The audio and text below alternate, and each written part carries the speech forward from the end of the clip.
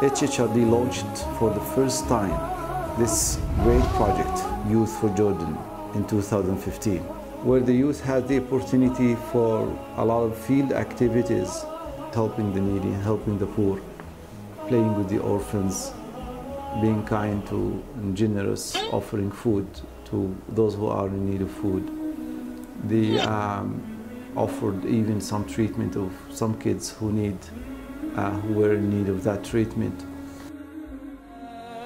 Alhamdulillah, all praises to Allah, all praises to Allah. Alhamdulillah, Alhamdulillah, all praises to Allah, all praises to Allah. I never thought about all the things you had given to me. I never thanked you once. Jordan was a new place, and I didn't know how we would do the trip, what we would do, but everyone here really welcomed us into their lives and showed us their culture, their food. Open the doors for me. Now, Allah, I realize what I was missing. Seeing different cultures, and when I saw the Arab culture, it made me fall in love with it.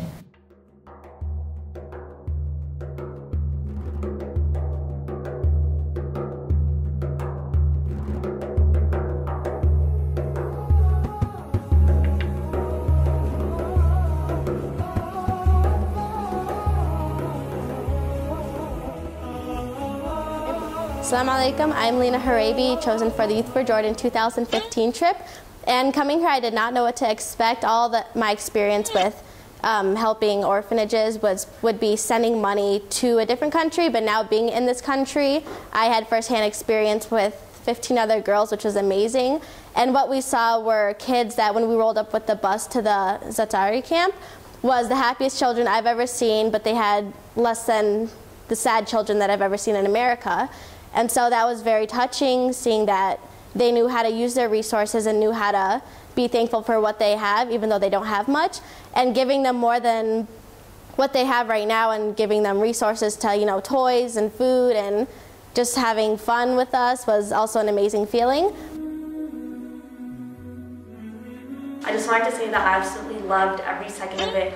We got to meet with the Palestinian and Syrian refugees and the orphans, and we got to meet them and play with them and spend time with them and understand what they're going through, which I think is important for all of us to be able to help them later on, inshallah. And I know they never really get to do anything like that, and it was really fun seeing them enjoy that environment. Not only that, but we really got to use the rides in our own way. We were like 6, 7 guys on like one ride, just abusing them, making the kids laugh and whatnot. So, like I said, we had a lot more fun ourselves than the kids did. It was really good trying to get them to smile.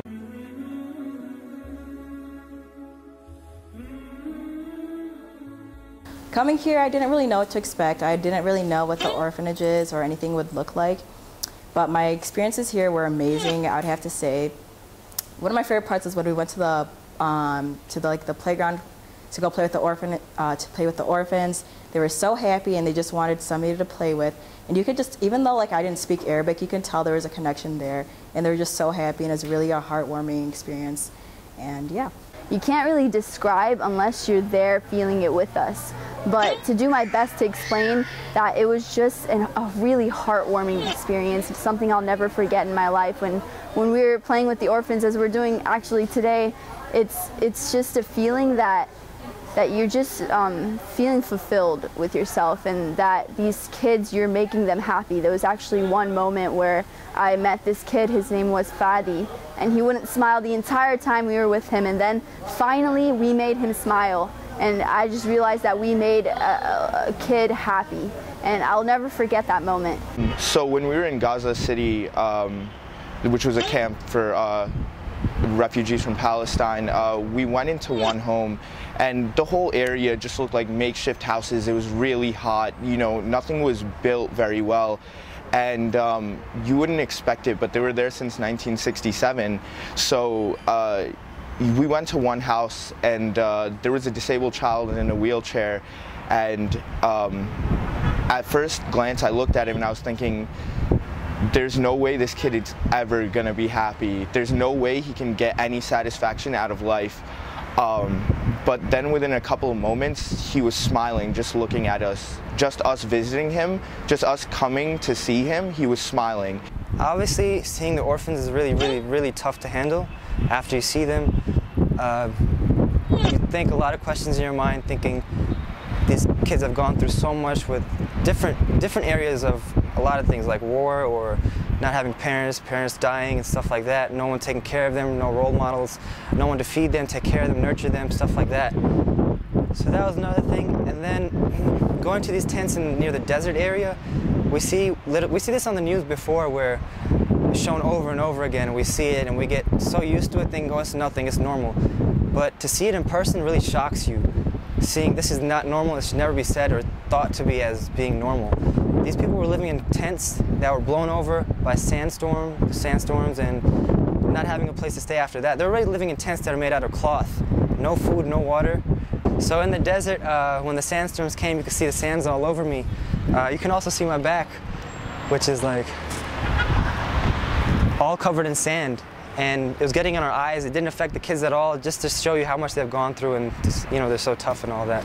Things I remember most clearly was when we went to the shopping mall and the play area, and all the children started calling our names. Like, they have less than we do, and it's so amazing to see that they're so happy, mashallah.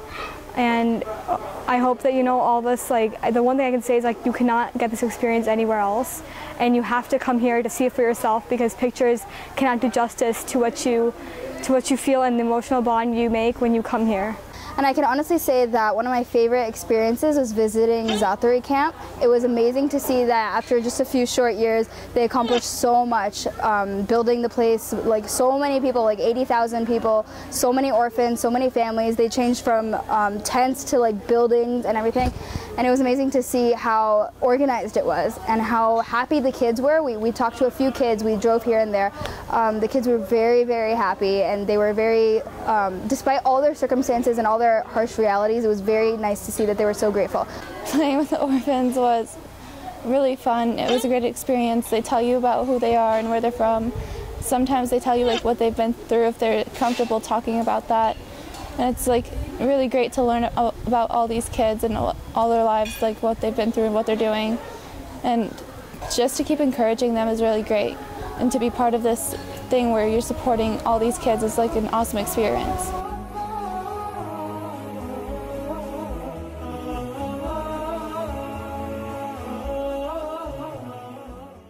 What was one thing that was like that really hit you and like was really shocking for you to see? Oh man, so many. One thing for sure was like the orphanage and how the kids would say like, oh, you know, the people taking care of us is like our father and stuff. I mean, and generally, you know, you would think that because they take care of them, but it's just, I respect the sincerity, you know, from like all the people running it, all the adults, even all the people from the helping hands. Like you could really see it, and that's what really, like I didn't really expect that, you know. I thought it would just be, we're just going from spot A to spot B, we're just getting the job done. But no, I really felt like the sincerity, and I feel like the orphans, they're in good hands, and the people in the community, you know, inshallah, helping hands expands, you know, more and more. And that's what definitely, like, I appreciated that. Yeah, some of the expectations I had for this trip coming into it was building a relationship with the orphans and the people I interacted with. I really wanted to be able to see their story. And after we got off the bus, you could see all the kids running to greet us and welcome us, and that's always something I'm going to remember. The things that I saw was really sad because, you know, when I go back home or someone goes back, when I go back home, we're gonna remember this because we saw all the orphans, we saw the disabled kids and people that were going through pain, and then they don't got anything, but they got the smile on their face. The things that were fun on this trip was that I learned a little bit of the educations about this country, hanging out with the orphans, playing with the orphans, giving them food, and just making them their day and helping the families and just chilling with them and just getting to know them.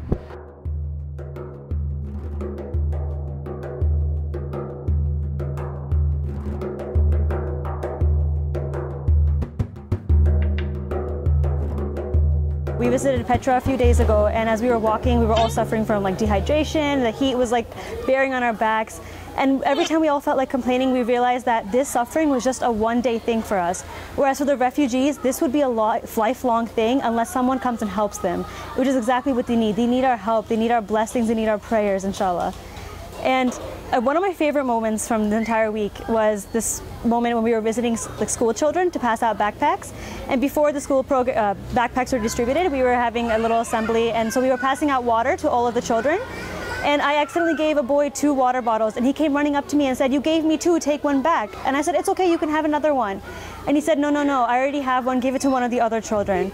His selfless sharing was absolutely beautiful, that he was thirsty, and you know, water is a scarce resource for many of these people, but he was willing to share no matter what, even though he could have kept quiet and kept both to himself, but he was willing to share, and that has stuck with me since.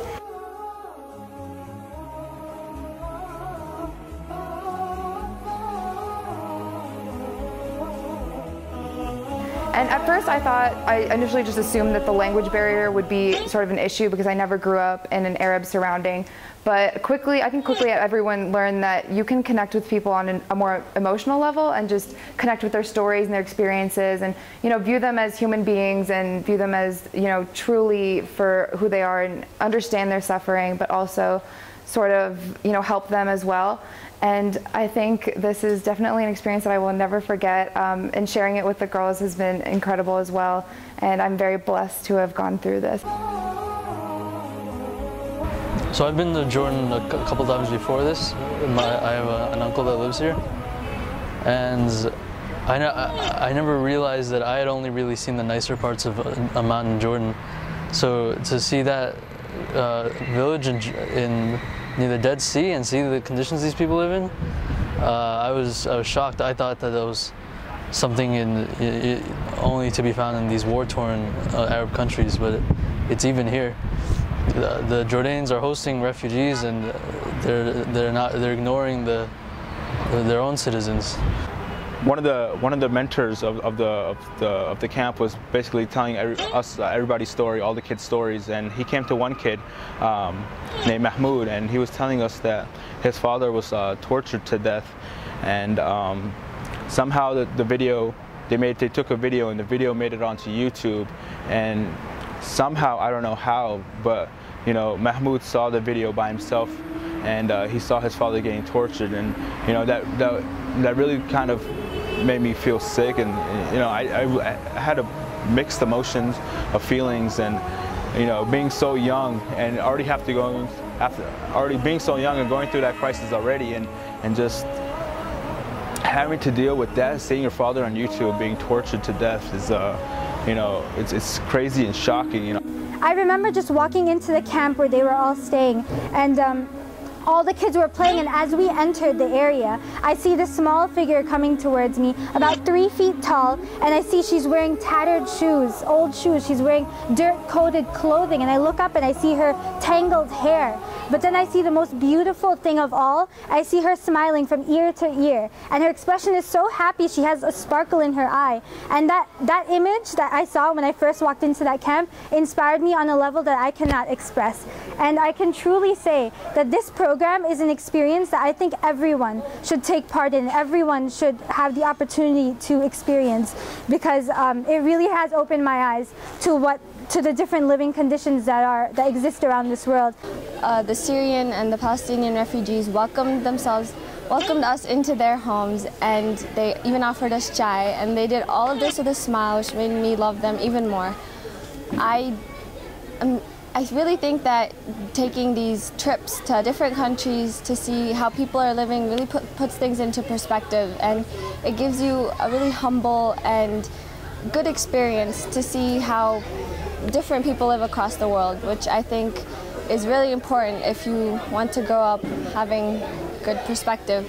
I met a Palestinian physician who runs a clinic with his wife, and it was really interesting getting to know what kind of work he does, and he also enjoyed asking me what I do and where I study, so it was very nice to be able to meet different people, learn about their life and their experiences.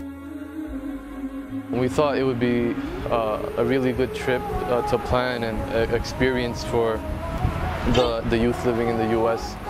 And so our main goal was just for them to come here, spend a week here, even though it's not that long of a time, but just to see what these people are going through, people who have experienced all types of trauma in their lives, really traumatic experiences in their lives, and just to, you know, put ourselves in their shoes for maybe a day or two as we moved along from city to city and camp to camp.